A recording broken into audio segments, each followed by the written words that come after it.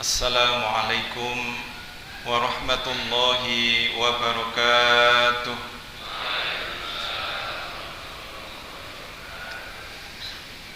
Innal hamdalillah nahmaduhu wa nasta'inuhu wa nastaghfiruh wa na'udzu billahi min shururi anfusina wa min sayyiati a'malina. Man yahdihillahu fala mudilla lahu wa man yudlil fala hadiya lahu. Asyhadu an la ilaha illallah wahdahu la syarika lahu wa asyhadu anna Muhammadan abduhu wa rasuluhu la nabiyya wa la rasula ba'dah. Allahumma salli wa sallim wa barik ala sayyidina Muhammadin wa ala alihi wa ashabihi ajma'in, amma ba'd. Subhanaka la ilma lana illa ma 'allamtana innaka antal alimul hakim. Rabbi zidni ilma warzuqni fahma. Alhamdulillah rabbil alamin. Wonten harsanipun para bapak, para ibu, sedaya jamaah masjid, jamaah subuh ingkang kawula hormati. Alhamdulillah wonten ingkang menika Allah nurunaken rahmatipun awujud jawah. Mugi-mugi awit jawah menika Allah ngiyataken iman saha Islam kita. Amin. Mugi-mugi ingkang rawuh tansah dipun paringi dening Gusti Allah kesehatan lahir lan batos, dipun paringi rahmat saha keberkahan gesangipun wonten ing alam dunya menika lan ngantos dumugi sak mangke ngadhep wonten ngarsanipun Allah Subhanahu wa taala. Para bapak, para ibu ingkang kula hormati, monggo sareng-sareng kita ngleresaken niat kita ingkang sampun kita niati saking dalemipun piyambak-piyambak. Kita leresaken niat kita saestu bilih hadir kita wonten ing tempat menika pados ilmu lan ridhanipun Allah Subhanahu wa taala. Ala hadhihi niyyah wa kulli niyatin shalihah liridhaillah wa li syafaati rasulillah. Al-Fatihah. A'udzu billahi minasy syaithanir rajim. Bismillahirrahmanirrahim.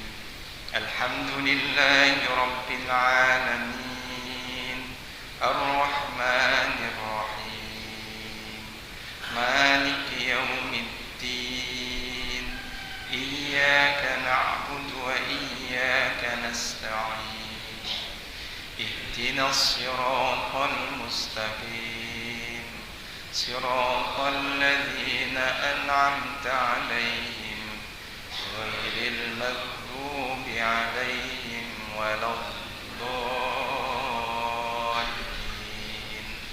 Amin.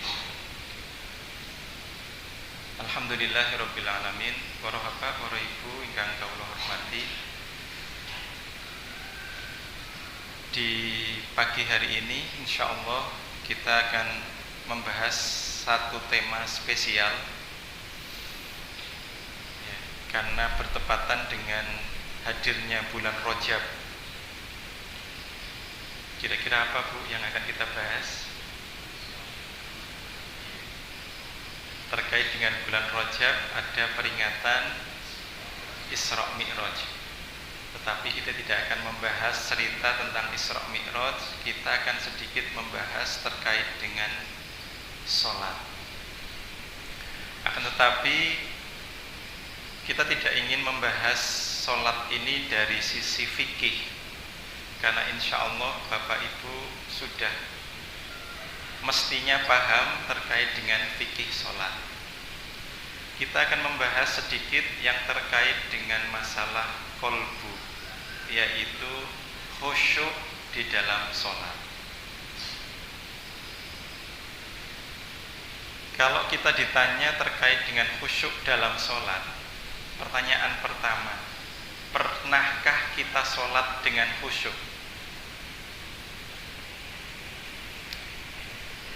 dipun jawab piyambak. Ya, pertanyaannya, pernahkah kita sholat dengan khusyuk? Kalau belum pernah, ada dua kemungkinan. Yaitu pertama, kita tidak tahu khusyuk itu apa. Bagaimana caranya khusyuk? Atau dia sudah tahu khusyuk itu apa, tapi tidak tahu bagaimana caranya khusyuk. Yang kedua, tidak pernah berusaha belajar, berlatih untuk khusyuk dalam sholat. Atau jangan-jangan kita nggak tahu apa pentingnya khusyuk dalam sholat. Nah, kira-kira yang mana? Ya, silahkan dicari-cari sendiri. Permasalahannya ada di mana? Kita posisinya ada di mana? Pertanyaan berikutnya, khusyuk itu oleh Allah tidak dijadikan sebagai syarat sahnya sholat. Dan khusyuk juga tidak termasuk dalam rukun sholat. Sekali lagi, khusyuk tidak masuk dalam pembagian syarat sah sholat, dan juga tidak masuk dalam pembahasan rukun sholat. Artinya apa? Artinya kalau bapak ibu sholat tidak khusyuk, sah apa mboten? Sah. Pede banget, sah.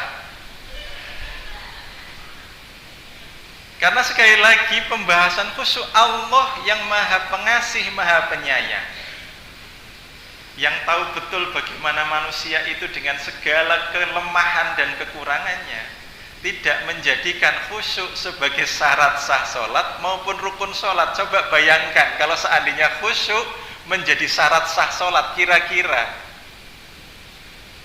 sholat kita selama ini sah napa mboten? Yakin banget kalau enggak? Mantap. Jadi Allah subhanahu wa ta'ala begitu rahman dan rahimnya, sehingga ketika hambanya berniat untuk melakukan sholat sebagai wujud ketaatan kepada perintah Allah subhanahu wa ta'ala, itu kemudian Allah maafkan segala kekurangan-kekurangannya. Cukup, hei hambaku, kamu taat datang ke masjid untuk niat hadir sholat menghadapku, sudah cukup. Tapi mengapa khusyuk itu begitu penting? Kira-kira karena apa? Kepentingannya karena Allah butuh khusyuk atau kita yang butuh? Kalau yang butuh kita, jangan-jangan selama ini kita tidak merasa butuh dengan khusyuk, sehingga kita tidak pernah berusaha mencari, belajar untuk khusyuk dalam sholat. Jadi kalau bapak ibu ditanya, bapak ibu pernah sholat khusyuk nopo dereng? Kok jawabannya dereng? Jadi ada pertanyaan, jangan-jangan bapak ibu tidak tahu khusyuk itu apa. Jadi ini permasalahan. Kalau bapak ibu nggak tahu khusyuk itu apa, bagaimana kita bisa ngerti sholat kita khusyuk atau tidak? Nah, ini PR bersama bagi kita. Terus Pak, apa pentingnya khusyuk? Bapak ibu perhatikan ketika Allah berfirman di dalam surah Al-Mu'minun. Mungkin sebagian ada yang hafal. Di awal surah Al-Mu'minun Allah berfirman, A'udzubillahi minasyaitonirrajim. Bismillahirrahmanirrahim. Qad aflahal mu'minun alladzina hum,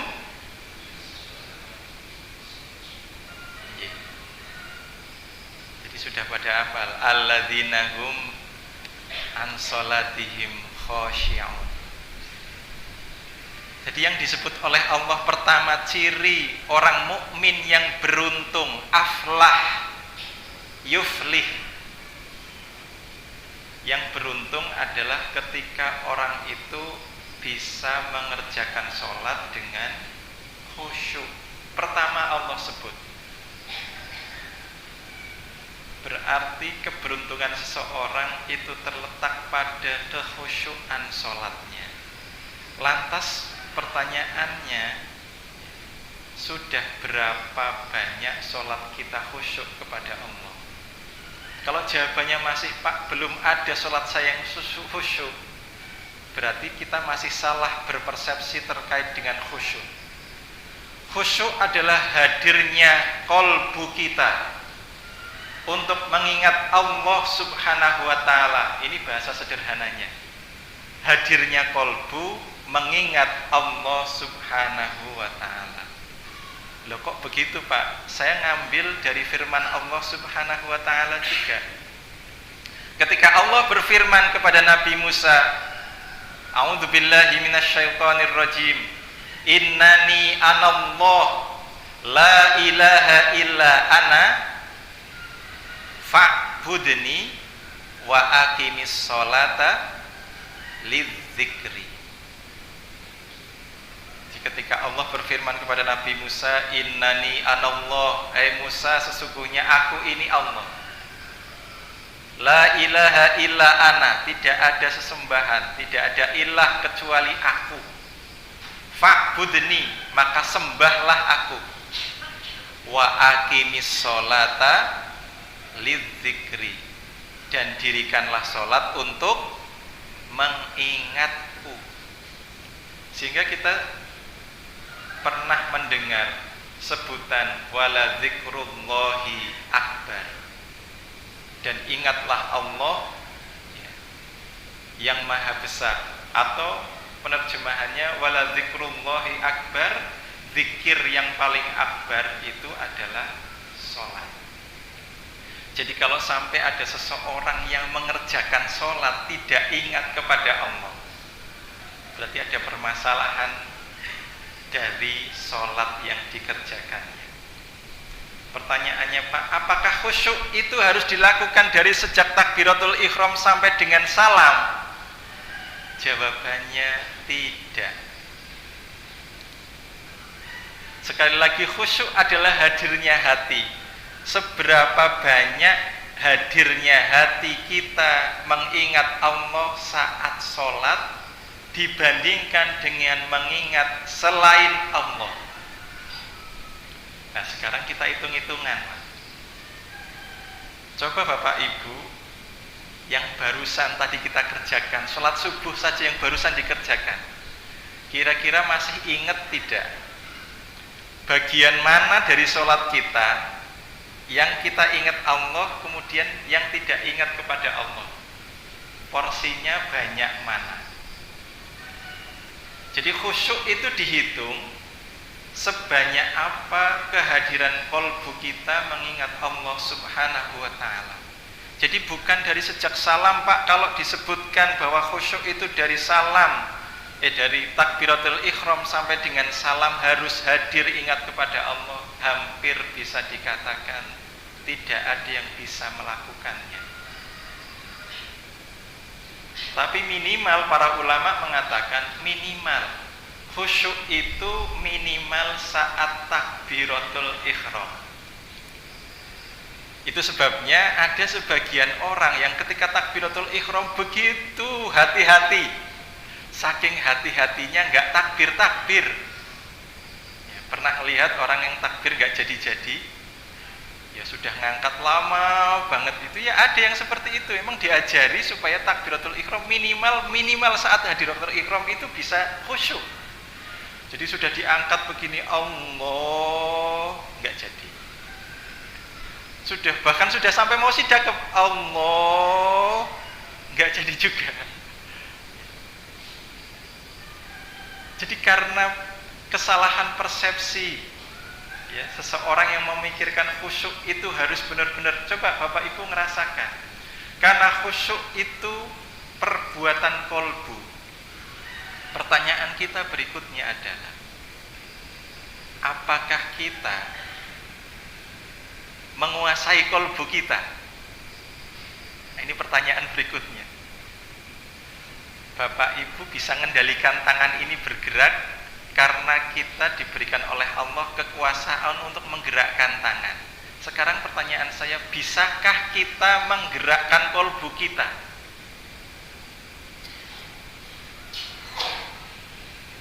Jadi sekali lagi, bisakah kita mengendalikan kolbu kita untuk memikirkan, untuk merasakan sesuatu? Jawabannya ternyata tidak.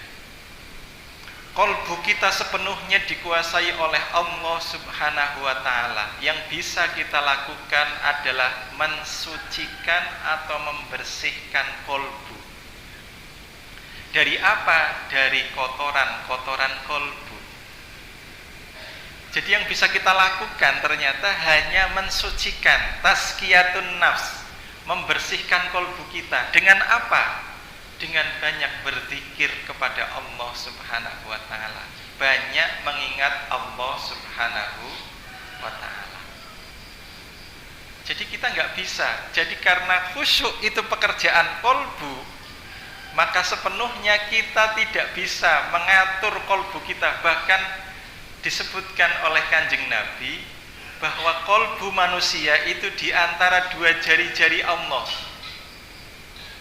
Kita tidak menyebutkan jari Allah seperti jari manusia ini, tapi maknanya Allah itu bisa menggerakkannya begitu rupa, bisa membolak-balikan hati itu secepat ya, gerakan cahaya, cepat sekali berbolak-balik. Maka doa yang diajarkan oleh Rasulullah adalah ya muqallibal qulub, wahai zat yang maha membolak-balikkan kolbu hati kita, sabbit qulubana, sabbit qalbi ala dinik, sabbit qalbi ala ta'atik. Kuatkanlah hati kami untuk senantiasa taat kepadamu, untuk senantiasa menetapi dalam agamamu. Jadi Bapak Ibu yang dirahmati Allah Subhanahu wa ta'ala, sekali lagi, khusyuk itu perbuatan kolbu. Tetapi kita sangat butuh terhadap khusyuk sholat ini, karena ini perkara yang sangat penting menurut Allah Subhanahu wa ta'ala bagi orang-orang yang berharap keberuntungan hidup yang diberikan oleh Allah Subhanahu wa ta'ala, baik beruntung di dunia maupun beruntung di akhirat. Tadi ayatnya kita sudah sampaikan, qad aflahal mu'minun alladzina hum fi sholatihim khashi'un. Yang di dalam sholatnya, fi sholatihim khashi'un. Jadi di dalam sholatnya dia khusyuk, artinya saat sholat terkonek kepada Allah Subhanahu wa ta'ala, saat sholat yang diingat Allah Subhanahu wa ta'ala. Pertanyaan berikutnya adalah, siapa manusia yang paling khusyuk sholatnya? Jawabannya tentu Rasulullah Muhammad sallallahu alaihi wasallam. Beliaulah manusia yang paling khusyuk sholatnya. Tapi Bapak Ibu pernah dengar nggak hadis yang menyebutkan Nabi suatu ketika pernah sholat, Rasulullah ingin memperlama sholatnya, tetapi ketika Rasulullah mendengar ada anak kecil atau bayi yang menangis, apa yang Rasulullah lakukan? Mempercepat sholatnya. Artinya apa? Pada saat sholat Rasulullah masih mendengar sesuatu. Sekali lagi, khusyuk itu tidak bisa kemudian dilihat hanya karena orang itu kemudian sholatnya tenang, anteng, atau karena melihat orang itu kok lagi sholat nangis. Sekalipun salah satu tanda kekhusyuan seseorang di dalam sholat adalah tenangnya fisiknya saat sholat. Iya, tetapi fisik yang tenang bukanlah tanda kolbu yang khusyuk. Karena bisa jadi dia tunduk tenang itu sedang ngantuk. Yang kedua justru pikirannya itu sedang jalan-jalan. Ya, karena besok mau pelesiran ke Gunung Kidul misalnya, dia sudah ngerancang nanti yang dibawa A, B, C dan seterusnya. Iki urung disiapke. Jadi pikirannya sudah sampai Gunung Kidul nanti, kalau sampai Gunung Kidul nanti bawa oleh-oleh pulang. Jadi sampai Gunung Kidul dan pulang lagi. Itu kepikiran semua dalam sholat. Tapi sholatnya tenang, anteng. Ya, ketok ditanya sama temennya, Bu, tadi kok khusyuk banget. Khusyuk apa yang tak pikir ke jalan-jalan tekan Gunung Kidul misalnya. Atau bisa jadi kita melihat orang lagi sholat kok nangis. Ya Allah, Kang, yuk, kowe ke sholat khusyuk banget kok sampai nangis-nangis ngono kuwi. Aku ki nangis gara-gara kelingan utangku sing akeh misalnya. Itu mboten enggak ingat kepada Allah, tapi ingat karena ingat sama hutang, ingat sama anaknya mungkin, atau ingat sama orang tuanya. Jadi banyak hal. Tetapi sekali lagi bahwa ciri orang yang khusyuk adalah tenang fisiknya. Karena ketika seseorang itu bisa khusyuk di dalam sholat, maka Allah akan berikan ketenangan. Ini sudah bagian dari ketentuan sunatullah. Barang siapa yang ingat kepada Allah, maka hatinya akan tenang. Ala bidzikrillahi tatmainnul qulub. Jadi kalau seseorang itu ingat kepada Allah, dia akan tenang. Kenapa? Karena Allah kita yakini adalah zat yang maha kuasa atas segala sesuatu. Jadi kalau sampai seseorang ingat kepada Allah kok masih belum tenang kalbunya, itu kemungkinan dia baru wiridan. Sekali lagi, baru mengucapkan zikir lisannya, bukan kolbunya yang zikir. Maka kita sering dengar ada ibu-ibu marah. Mohon maaf nih, saya contohkan ibu-ibu, karena biasanya yang sering ibu-ibu. Jadi saat marah dia nyebut nama Allah. Sekali lagi, saat marah nyebut nama Allah. Kok bisa begitu? Alhamdulillah, marah masih nyebut nama Allah. Tapi kolbunya emosi. Ya Allah, bocah gitu nyebut. Ya. Dikandani kok angel banget. Jadi saat dia marah, emosi nyebut ya Allah, di sini emosi. Kok bisa begitu? Karena baru lisannya yang berzikir, lisannya yang wiridan, tapi kolbunya belum. Kalau dia yang sudah wirid sampai ke kolbu, dia akan pelan. Ya Allah. Jadi nggak perlu keras, ya. Karena nggak perlu teriak-teriak kalau nyebut Allah. Kalau kita nyebut sesuatu itu keras, itu karena tempatnya jauh. Kita harus berteriak. Sementara Allah itu jauh atau dekat, Pak? Yakin, ya. Kalau dekat cukup dipegang, ya Allah. Moga-moga anakku besok jadi anak sing soleh. Jadi cukup didoakan. Tapi apakah itu bisa dilakukan oleh ibu yang sedang marah-marah sama anaknya yang bandel, yang susah banget dibilangin itu? Ternyata itu perlu dilatih. Sama seperti kita melatih hari ini bangun kondisinya hujan. Sama persis. Kita latihan, apa yang terucap? Aduh atau alhamdulillah?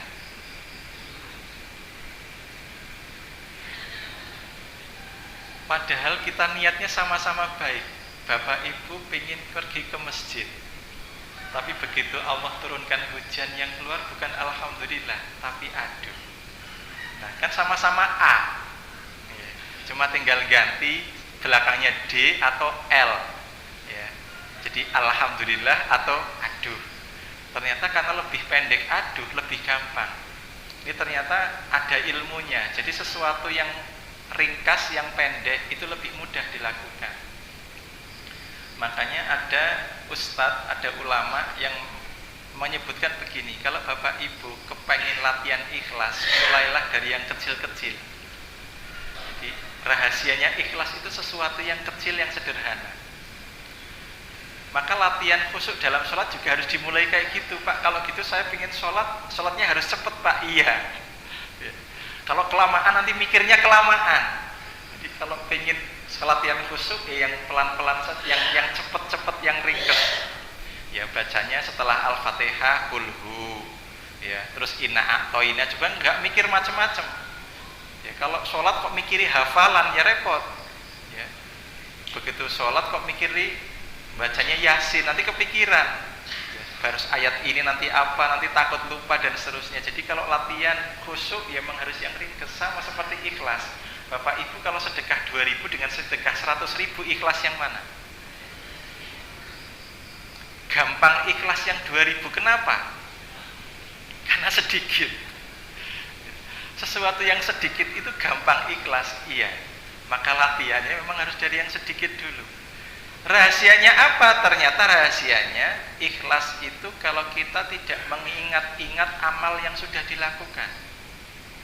Kalau ibu sedekah 1 juta dengan sedekah 100.000, yang sering diingat yang sedekah 1 juta atau yang 100? 1 juta. Kalau bapak ibu nyumbang,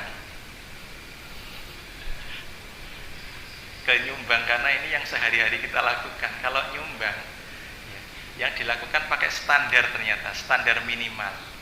Tapi kalau takziah ternyata nggak ada standar minimalnya. Ada yang takziah masukin amplop 2.000. Kira-kira dengan yang masukin amplop 100.000, ikhlas yang mana kira-kira? Insya Allah ikhlas dua-duanya, alhamdulillah. Cuma kita lebih mudah mengingat kebaikan yang banyak daripada yang sedikit. Ya, persis seperti mohon maaf ketika kita buang air. Kita tidak akan berusaha mengingat-ingat kapan terakhir Bapak Ibu buang air. Dan yang dibuang, mohon maaf, warnanya apa? Nggak pernah diingat-ingat. Tadi malam habis makan apa? Nggak diingat. Persis seperti itulah latihan kita. Jadi dimulai dari yang sederhana, yang kecil-kecil. Nah Bapak Ibu sekalian, itu semua pembahasan dari pengantar sholat khusyuk. Pertanyaan berikutnya, Bapak Ibu apakah kepingin sholat khusyuk? Yakin kepingin? Karena menurut saya banyak orang yang kepingin, tapi ketika diajak untuk bareng-bareng, yuk coba latihan, ternyata nggak sanggup. Bapak Ibu pingin masuk surga, pingin. Ketika diajak, ayo bareng-bareng masuk surga, caranya gimana? Ayo beramal soleh. Kira-kira banyak yang ikut? Ternyata tidak. Karena memang disebutkan dalam sunatullah, hadisnya sampai disebutkan hadis qudsi. Allah berfirman kepada malaikat, hai malaikat Jibril, ya, engkau masuk ke dalam surga. Jadi pada saat Allah pertama kali menciptakan surga, malaikat Jibril suruh ngecek, Jibril, cek surga. Disuruh ngecek. Setelah surga itu jadi, itu malaikat Jibril suruh ngecek. Begitu selesai ngecek, malaikat Jibril ditanya sama Allah, wahai Jibril, kira-kira manusia itu mau nggak masuk ke dalam surga? Ya Allah, demi keagunganmu, yakin tidak ada satu orang pun yang tidak ingin masuk surga kalau seandainya dia tahu bagaimana nikmatnya surga. Setelah menyampaikan seperti itu, sebentar Jibril, sekarang engkau cek, engkau lihat di dalam catatan Lauhul Mahfuz, apa syarat orang masuk surga? Apa amalan yang harus dikerjakan supaya dia masuk surga? Malaikat Jibril ngecek lagi. Begitu dicek, malaikat Jibril kembali tidak sesemringah yang tadi. Kenapa? Ya Allah, kalau melihat ya syarat untuk bisa masuk surga, saya khawatir tidak ada yang bisa masuk surga. Terus berikutnya Allah menciptakan neraka. Setelah Allah menciptakan neraka, sama Allah suruh ngecek. Ya malaikat Jibril suruh ngecek, ya Allah demi keagunganmu, yakin kalau manusia itu tahu bagaimana susahnya, bagaimana siksaan di neraka, yakin tidak ada satu orang pun yang mau masuk neraka. Tapi setelah itu Allah diminta lagi, meminta kepada malaikat Jibril ngecek. Coba kamu cek wahai Jibril, apa yang menyebabkan seseorang itu masuk neraka? Neraka itu dikelilingi oleh apa? Setelah malaikat malaikat Jibril ngecek itu, maka malaikat Jibril menyampaikan laporannya kepada Allah Subhanahu wa taala, "Ya Allah, demi keagungan-Mu sungguh saya khawatir kalau tidak ada satu orang pun yang tidak masuk ke neraka." Kenapa? Jadi disebutkan bahwa surga itu begitu indah, tetapi surga itu dikelilingi dengan segala sesuatu yang tidak disukai oleh syahwat manusia. Sekali lagi, surga itu sangat indah dan luar biasa, tapi surga dikelilingi dengan segala sesuatu yang tidak diingini oleh syahwat manusia. Syahwat itu kesenangan. Bapak Ibu tolong bedakan antara kesenangan dengan kebahagiaan. Nanti kita sedikit bahas, sedikit saja. Sementara neraka, sesuatu yang begitu mengerikan tapi dikelilingi, dikemas dengan sesuatu yang disenangi oleh syahwat. Nun sewu Bapak Ibu, masih ingat teori permen?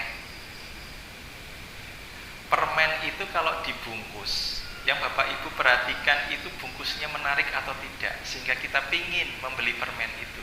Kalau pertama kali kita tidak tahu barang itu, Bapak Ibu ditawari permen sama ditawari durian, sama-sama nggak ngerti nih. Yang sekarang sudah tahu durian langsung milih durian. Tapi kalau sama-sama nggak ngerti, ini durian itu apa isinya, bagaimana rasanya nggak ngerti. Ini permen dibungkus, ya, atau jamu dibungkus begitu ya, dengan bungkusan yang luar biasa, yang begitu indah, yang begitu menakjubkan. Maka kebanyakan orang itu memilih bungkus yang menarik. Demikianlah Allah mengemas bungkusan neraka itu dengan bungkusan yang begitu menarik bagi syahwat. Sekali lagi, yang menarik dan menyenangkan bagi syahwat manusia. Nah, sedikit saya sampaikan bedanya kesenangan dengan kebahagiaan. Bapak Ibu kalau kemana-mana yang dicari itu nyari seneng atau nyari bahagia? Iya, jawabannya pinter, nyari seneng dan bahagia. Sayangnya Bapak Ibu, yang namanya bahagia itu unsurnya selalu ada dua, yaitu ada seneng, ada susah, ada seneng, ada sedih. Dan dua hal ini itu sama-sama bisa menjadikan seseorang bahagia. Jadi sekali lagi, bedakan antara kesenangan dengan kebahagiaan. Karena kesenangan adalah salah satu unsur seseorang mencapai kebahagiaan.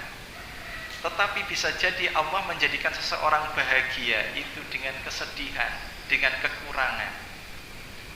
Saat kapan itu terjadi? Saat seseorang itu bersyukur kepada Allah Subhanahu wa ta'ala. Lagi-lagi masalah qalbu. Jadi kalau yang disebut kesenangan Bapak Ibu, pelesiran, itu nyari bahagia atau nyari senang? Nyari dua-duanya Pak. Sekali lagi kita nyari dua-duanya. Tapi kenyataan yang terjadi saat plesir banyak misuh-misuh, banyak mengeluh. Itu berarti tandanya apa? Senang atau bahagia? Ya, senang karena pikirannya begini, begitu sampai sana tidak begitu. Ya, kemudian kita kecewa. Itu bahagia atau senang? Atau susah atau sedih? Nah, ini perasaan tolong dibedakan antara ya, Robbana atina fid dunya hasanah. Ya. Dengan mencari kesenangan itu berbeda. Jadi bahagia dengan senang itu berbeda. Maka ada seseorang yang berbahagia dalam kekurangannya, bahkan dalam keterbatasan fisiknya, dia merasa bahagia. Tapi belum tentu dia merasa senang. Mohon maaf, ada orang yang buta, tidak bisa melihat, tetapi dia bersyukur kepada Allah Subhanahu wa ta'ala, kemudian dia merasa bahagia. Apakah dia senang? Tidak, karena dia tidak bisa melihat. Tetapi ada orang yang bisa melihat tapi hatinya bahagia. Karena apa? Melihat kelebihan orang lain, melihat rezeki orang lain lebih baik daripada dirinya, membuat justru dirinya tidak bahagia. Karena dia tidak bersyukur. Nah, Bapak Ibu yang dirahmati Allah Subhanahu wa taala, kembali ke pembahasan kita masalah khusyuk. Tadi kita cuma ingin membahas Bapak Ibu kepengin sholat khusyuk atau tidak. Jawabannya semuanya kepengin. Sekarang kita ajak bareng-bareng, maukah kita sama-sama untuk berlatih sholat khusyuk? Kira-kira latihannya gampang atau susah? Gak berani jawab. Latihan khusyuk itu gampang-gampang susah. Susah-susah gampang. Pilih yang mana? Pilih yang gampang-gampang saja Pak. Ya, mari kita coba mulai. Pertama, Bapak Ibu sekalian, karena khusyuk itu pekerjaan kolbu dan kita tidak punya kekuasaan atas kolbu kita. Sepenuhnya di bawah kekuasaan Allah Subhanahu wa taala. Berarti yang pertama yang harus kita lakukan adalah memohon kepada Allah, berdoa. Pernahkah Bapak Ibu berdoa minta kepada Allah salatnya khusyuk? Ada yang pernah, ada yang belum. Nah, yang belum silakan dicoba. Setiap selesai sholat minta, atau setelah mau sholat, terserah. Jadi pertama awali dengan meminta kepada Allah, karena tidak ada sesuatu yang tidak bisa diberikan oleh Allah. Pertama itu diiringi dengan apa? Bersihkan kolbu kita dengan senantiasa membaca zikir, mengingat Allah Subhanahu wa taala. Yang kedua, manusia yang paling khusyuk adalah Rasulullah sallallahu alaihi wasallam. Maka kita ingin mencontoh Rasulullah.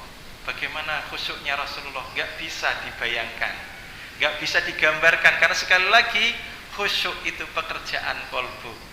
Lalu yang diajarkan oleh para sahabat, para ulama seperti apa? Ya kita hanya memohon wasilah kepada Rasulullah dengan memperbanyak sholawat.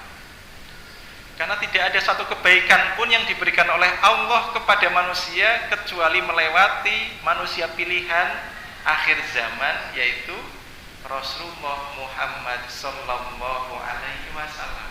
Maka sekali lagi, setelah berbanyak zikir, berbanyak sholawat.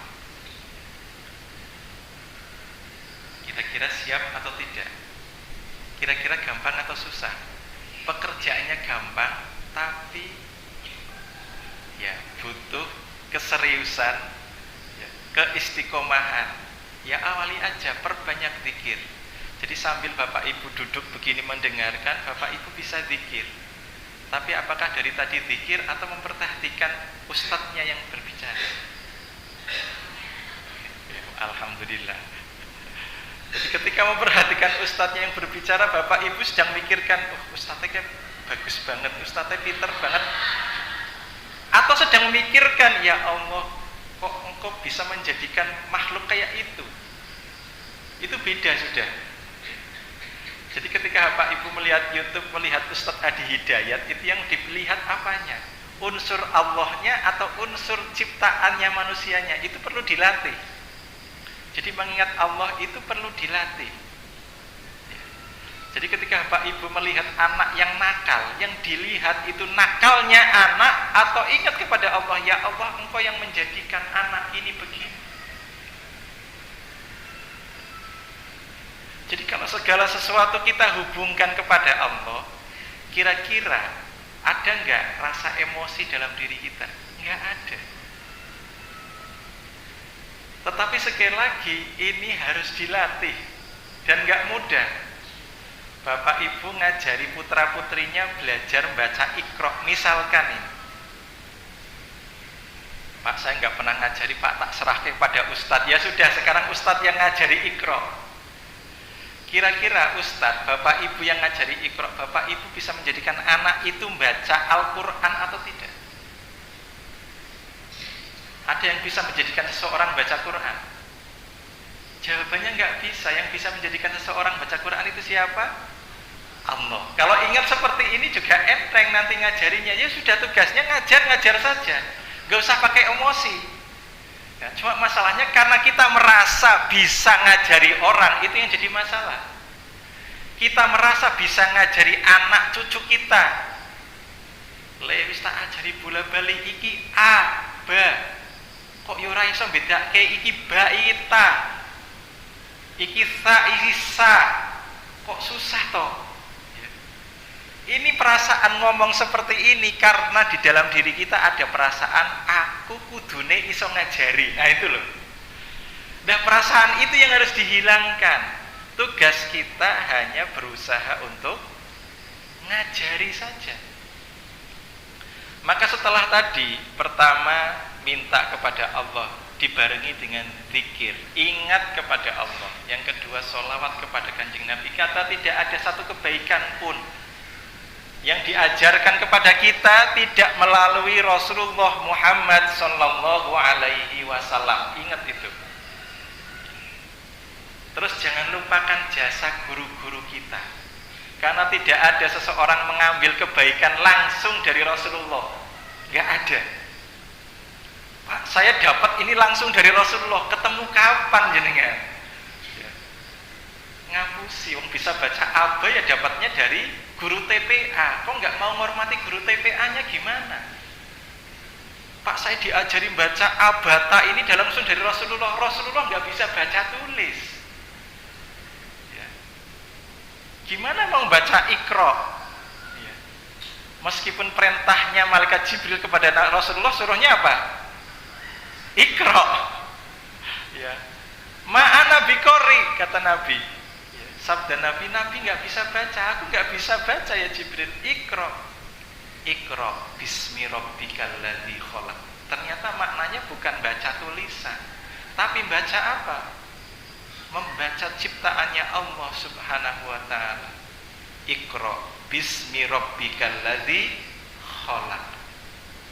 Jadi semua ciptaan Allah disuruh membaca, dan semua itu terangkum di dalam Al-Qur'anul Karim. Oke, itu kedua. Ini mau dilanjutkan apa tidak? Masih, sampai jam berapa? Sampai suruh. Oke, baru dua. Dan ini gampang atau susah Pak Bu? Jawabannya tergantung masing-masing, silahkan. Nanti yang mau monggo sareng-sareng. Perbanyak zikir untuk mensucikan, membersihkan kolbu kita. Karena kolbu kita kalau sudah bersih, insya Allah akan dimudahkan oleh Allah untuk ingat, connect kepada Allah. Semakin kotor kolbu kita, semakin terhijab, tertutup kolbu kita dari mengingat Allah Subhanahu wa ta'ala. Begitu juga dengan sholawat. Sholawat adalah zikir atau perkataan yang tidak pernah tidak diterima oleh Allah, sekalipun terucap dari kata-kata seorang pendosa. Zikir yang paling utama yang disebutkan oleh para ulama yang tidak pernah akan tertolak oleh Allah yaitu sholawat. Maka setelah ingat kepada Allah, sholawat. Yang ketiga, nah ini, karena khusyuk itu adalah hadirnya hati, maka pertama kita harus melatih fokus pikiran. Jadi mau nggak mau harus seperti itu. Hati itu fokus pikirannya. Hati kita itu terpengaruhi oleh panca indera. Maka pertama saat sholat harus fokus. Dan untuk fokus kepada sholat ternyata banyak pengantarnya. Bapak Ibu perhatikan. Ini karena saya sampaikan ini baru pengantar sholat khusyuk. Pengantarnya dimulai dari saat Bapak Ibu wudhu. Pertanyaannya, wudhu itu membersihkan badan atau membersihkan batin? Membersihkan najis atau mensucikan hadas? Jawabannya wudhu ternyata mensucikan hadas. Hadas kelihatan apa mboten? Mboten. Jadi wudhu fungsinya membersihkan sesuatu yang tidak kelihatan, tetapi Allah memberikan simbol, dan simbolnya luar biasa. Diminta untuk membasahi dengan air. Ini kalau kita bahas wudhu saja nggak selesai satu pembahasan, Pak. Dari sisi apa? Saya tidak ingin membahas dari sisi yang biasa kita lakukan, membasuh dan seterusnya, tapi dari maknawiyahnya. Coba Bapak Ibu perhatikan, Allah kenapa harus mewajibkan kita membasuh muka? Ternyata di muka kita ada pusat saraf, Bu. Di mana itu? Kata ahli saraf, ahli psikologi, yang akhirnya beliau itu masuk Islam. Akhirnya beliau masuk Islam dan mengganti namanya. Itu katanya di sekitar ini, dahi kita, itu ada persarafan yang membuat kita rileks kalau disentuh dengan air dingin. Kalau sekarang disebutnya hidroterapi. Jadi kalau, tapi menurut saya nanti niatnya jangan seperti itu. Ini hanya membahas dari sisi manfaatnya saja. Jangan sampai niatnya nanti wudhu untuk hidroterapi, jangan. Ya nanti beda lagi sudah. Ya niatnya liraf'il hadasil ashuri, menghilangkan hadas kecil. Tapi saya bahas, ada seorang ahli, profesor yang masuk Islam gara-gara melihat orang Islam wudhu. Dia katakan seharusnya wudhu bukan kebiasaan orang muslim saja, tapi harusnya menjadi kebiasaan seluruh manusia di dunia. Karena setiap dia mengusap mukanya, dan kenapa harus 3 kali? Karena harus diulang. Setiap semakin banyak disentuh, ini bagian ini disebutkan di sekitar dahi, ini orang akan rileks. Sekali lagi, wudhu itu bukan menghilangkan kotoran, bukan berarti mukanya kotor kemudian harus dibersihkan, tidak. Tetapi karena muka itu adalah simbol yang paling banyak menjadikan seseorang bermaksiat, itu mana? Bagian dari wajahnya. Ini mulut kita. Ya, kemudian ada sunnahnya berkumur-kumur sebelum mencuci wajah. Karena mulut ini kenapa sampai berkumur-kumur? Itu bukan menghilangkan terus selilit-selilit, itu bukan. Kalau selilit-selilit harus gosok gigi, siwakan. Tetapi karena mulut itu yang paling banyak menjadikan bermaksiat kepada Allah Subhanahu wa taala dan menyakiti manusia lain. Kalau sekarang ternyata diganti, berubah dari mulut turun ke tangan, jari kita. Ya komentar-komentar di WA grup dan seterusnya itu. Jadi kenapa yang dibasuh mukanya? Ada itu. Jadi seorang profesor sampai masuk Islam gara-gara masalah wudhu aja. Jadi dari wudhu, rasakan betul. Pada saat kita wudhu, kita niatkan mau menghadap Allah Subhanahu wa ta'ala. Ada yang hafal doa setelah wudhu? Yang belum nanti dihafalkan. Berarti kalau Bapak Ibu pengen niat nih khusyuk sholatnya, ya dimulai. Pak, kok lama-lama jadi susah ya? Enggak susah, karena Bapak Ibu selama ini mengerjakan sesuatu yang biasa-biasa saja. Pak, biasanya nek wudhu yang menukui Pak rampung, ya wis rampung. Enggak pernah setelah wudhu kemudian menghadap kepada kiblat, asyhadu alla ilaha illallah wa asyhadu anna muhammadan abduhu wa rasuluh. Allahumma ja'alni minat tawwabina waj'alni minal mutatahhirin waj'alni min ibadikas sholihin. Coba, sudah tahu terjemahnya belum? Nah, itu masalahnya lagi. Kita berdoa nggak ngerti yang diminta kepada Allah, minta apa? Waj'alni minat tawwabina, ya Allah jadikan aku orang-orang yang senantiasa tobat kepadamu. Jadi doa setelah wudhu itu doa dijadikan orang yang senantiasa taubat. Taubat itu apa, Pak? Tawwab itu artinya kembali kepadamu. Artinya karena kita mau menghadap kepada Allah. Sholat itu menghadap kepada Allah karena hakikatnya nanti kita juga suatu saat akan kembali kepada Allah Subhanahu wa ta'ala. Minat tawwabina waj'alni minal mutatahhirin, ya Allah jadikan aku. Bahasanya Allah menyebutkan toharoh, bukan nadhofah. Karena kita pernah dengar kata-kata an-nadhofatul minal iman. Pernah, Bu? Artinya apa? Kebersihan sebagian dari iman. Nadhofah itu fisik. Tapi Allah tidak menyebut wudhu itu nadhofah, tapi toharoh, minal mutatahhirin, yang suci, bersih dari maksiat, kekotoran kolbu, bukan fisiknya. Kalau fisik itu nadofah, membersihkan, ya kebersihan itu bagian dari iman. Nah ini dipahami. Waj'alni min ibadika sholihin. Terakhir ditutup dengan itu, ya Allah jadikan kami, jadikan aku min ibadi. Kenapa pakai min?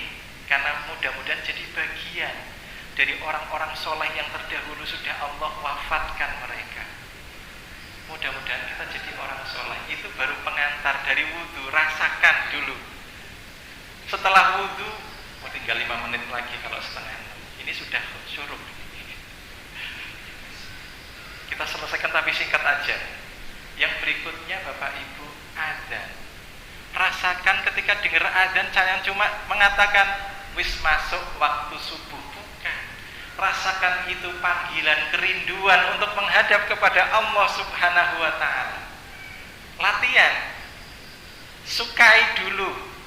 Minimal saat dengar adzan, ucapkan alhamdulillah. Latihan dulu, disukai. Jadi ketika masuk waktu sholat, latihan kita senang dulu untuk bisa sholat. Jadi ini pengantar-pengantarnya. Baru setelah adzan kita sudah merasa rindu. Coba kalau Bapak Ibu Nun Sewu ngerasa rindu, pernah nggak merasa rindu? Kalau yang nggak pernah pisah, yang nggak ngerasa rindu. Kalau kayak saya itu, begitu malam Senin, itu rasanya susah banget. Yang paling seneng kapan? Malam Sabtu. Jadi kenapa ada perasaan seperti itu? Rindu, pingin segera bertemu. Nah, kalau Bapak Ibu yang merasakan, saya jadi merasakan, ya Allah, kenapa seseorang itu rindu pulang? Saya sampai saya sama teman saya, tapi dia nggak merasakan itu. Kenapa nggak merasakan yang saya rasakan? Ya. Bapak Ibu seharusnya juga merasakan, pingin nggak rindu pulang ke tempat asal kita, surga? Kalau rindu nggak ketemu sama Allah, kolbu kita, roh kita itu harusnya rindu ketemu kepada Allah. Harusnya, kalau belum berarti ada yang salah. Dengan apa? Dengan kolbunya, berarti masih kotor. Maka tadi awal bersihkan dulu. Ya. Munculkan kerinduan. Kalau orang sudah rindu, kira-kira kalau ketemu pingin lama atau pingin cepat? Nah, jadi sekarang mulai nih dicek. Kalau lagi sholat pingin cepat selesai, tandanya kita itu bohong kalau katakan rindu. Wong rindu kok pingin cepat bubar. Wong rindu kok pengen cepat rampung. Kan itu masalah. Pak, ini kebutuhan Pak. Nah itu lain lagi. Ya, ada kebutuhan tertentu.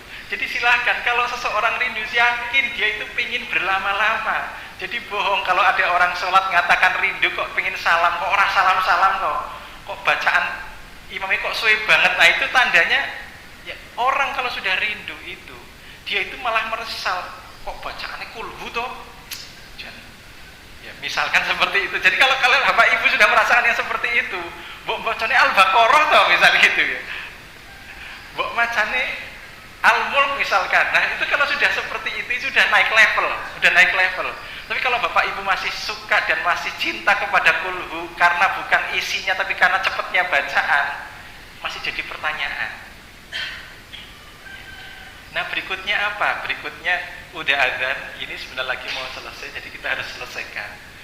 Karena ini edisi spesial, ya nanti kalau ada request kita lanjutkan, kalau enggak kita ganti materi. Ya. Berikutnya adalah bagaimana bisa khusyuk, ya otomatis saat sholat itu sendiri Bapak Ibu sekalian. Jadi kalau sudah pengantarnya wudhu, sudah perasaannya begitu, panggilan adzan sudah begitu rasanya, insya Allah masuk sholat juga beda. Tapi selama ini apakah kita sudah merasakan seperti itu semua? Jawabannya, jawab masing-masing. Saya nggak bisa menjustifikasi, masing-masing mungkin beda-beda. Nah saat sholat, otomatis Bapak Ibu sekalian, bagaimana mungkin kita bisa khusyuk di dalam sholat, bisa fokus, kalau kita nggak ngerti apa yang kita kerjakan, nggak ngerti apa yang kita baca. PR berikutnya adalah ya, mempelajari apa yang kita kerjakan saat kita sholat. Mempelajari, kemudian melatih. Saat Bapak Ibu mengangkat tangan, Nanti Bapak Ibu perhatikan, ngangkat tangan saat sholat itu saat kapan saja toh? Saat Bapak Ibu mau sujud ngangkat tangan mboten? Masih mikir ternyata. Ngangkat tangan ora ya? Ngangkat tangan saat kapan? Pertama takbiratul ihram, nggih. Nomor 2, saat mau ruku. Terus i'tidal, ngangkat tangan mboten? Ngangkat tangan. Saat sujud ngangkat tangan mboten? Tidak ngangkat tangan. Itu nanti kalau dibahas ada maknanya. Saat kita berdiri ngangkat tangan kepada Allah. Kalau orang disuruh ngangkat tangan itu suruh ngapain, Pak? Nyerah atau ngelawan? Nyerah. Angkat tangan, maksudnya suruh nyerah. Ngangkat tangannya seberapa? Segini atau begini? Enggak, kalau gini capek, Bu. Mesti kayak gini. Angkat tangan. Suruh ngangkat tangan, artinya menyerah. Jadi kalau sudah kayak gini ini sebenarnya simbol suruh menyerahkan semuanya. Nyerahkan apa? Urusan dunia kepada Allah. Tapi sudah kita serahkan belum tuh urusan dunia? Belum, masih di sini. Masih di sini. Ya, kalau sudah diserahkan hilang. Ya. Harusnya sudah kembali kepada Allah, itu sudah enteng. Tapi kita belum. Jadi ini latihan, diserahkan bola-balik, diangkat tetap nggak nyerah-nyerah. Ya. Serahkan, nggak mau juga. Serahkan, nggak mau juga. Ya. Mau ruku itu suruh tetap ngangkat tangan, ruku. Tetapi ketika sujud, kenapa nggak ngangkat tangan? Karena sujud adalah bukti penyerahan diri, tunduk kepada segala sesuatu. Itu suruh sujud. Kalau orang sudah suruh sujud nggak perlu ngangkat tangan, karena nggak bisa ngangkat tangan saat sujud. Sudah pasrah. Sujud itu tanda seseorang itu tunduk, tunduk-tunduknya, sak rendah-rendahnya. Orang Jepang itu kalau nunduk cuma sekedar ruku, kayak orang ruku tuh. Bener betul? Ya. Hai, itu kan hormatnya orang Jepang cuma tunduk aja. Itu menunjukkan saya hormat pada Anda. Tapi kalau sudah sujud, itu tandanya seseorang sudah pasrah. Mbok apa ake terserah, mbok indak sih. Kira-kira begitu. Mbok injak-injak saya manut karena kamu Tuhan saya tunduk. Sujud itu. Maka kalau seseorang itu sudah sujud, itu tandanya sudah pasrah sepasrah-pasrahnya. Jadi kalau sampai kita sudah sujud kepada Allah, begitu ngangkat kok masih mikirkan dunia lagi, nah itu sunatullah. Karena pikiran kita masih pikiran dunia, kolbunya juga masih dunia. Minimal pikiran boleh mikir dunia, tapi kalau bisa kolbunya jangan. Pak susah Pak, nah makanya kita latihan bareng-bareng. Apa Pak Munawar sudah bisa? Belum. Ya, jawaban saya refleks belum. Maka saya ngajak bareng-bareng. Bareng-bareng saya lagi latihan, iya. Maka monggo saya ngajak bareng-bareng, kita latihan. Pertama, latihan ngajak zikir, perbanyak zikir, ingat kepada Allah. Cara ingatnya gimana? Nanti kapan-kapan kita bahas semuanya satu-satu. Ya, lebih detail lagi. Supaya kita latihan mengingat kepada Allah, dan latihan itu tidak bisa instan. Tidak bisa instan. Seperti Bapak Ibu suka kepada dunia juga nggak instan. Bapak Ibu dilatih duit itu ngerti duit, cah cilik itu ngerti duit usia berapa tahun Bu? Ngerti bahwa ini 50.000, ini 100.000, ini 10, ini tahunnya berapa tahun? Monggo diperhatikan sendiri. Jadi butuh waktu ternyata, mengenalkan dunia aja kepada manusia butuh waktu, apalagi mengenalkan Allah, mengenalkan akhirat, butuh waktu. Mari sama-sama kita kenalkan diri kita kepada Allah Subhanahu wa taala. Kita tutup pertemuan pagi ini dengan sama-sama mohon kepada Allah Subhanahu wa taala. A'udzubillahi minasyaitonir rajim. Bismillahirrahmanirrahim. Alhamdulillahirabbil alamin wassalatu wassalamu ala asrofil anbiya'i wal mursalin sayyidina wa maulana Muhammadin wa ala alihi washabbihi ajma'in bi rahmatika ya arhamar rahimin. Ya Rabbana lakal hamdu kama yanbaghi li jalali wajhikal karim wa 'azimi sultanik. Rabbi ighfir lana wa li walidina warhamhuma kama rabbawna shighara. Allahumma ighfir lil muslimina wal muslimat wal mu'minina wal mu'minat al ahya'i minhum wal amwat wa ya qadiyal hajat. Rabbana zalamna anfusana wa in lam taghfir lana wa tarhamna lanakunanna minal khasirin. La ilaha illa anta subhanaka inni kuntu minadh dhalimin. Ya Allah, ya Rahmanir Rahim. Ya Allah yang menggenggam hati-hati kami,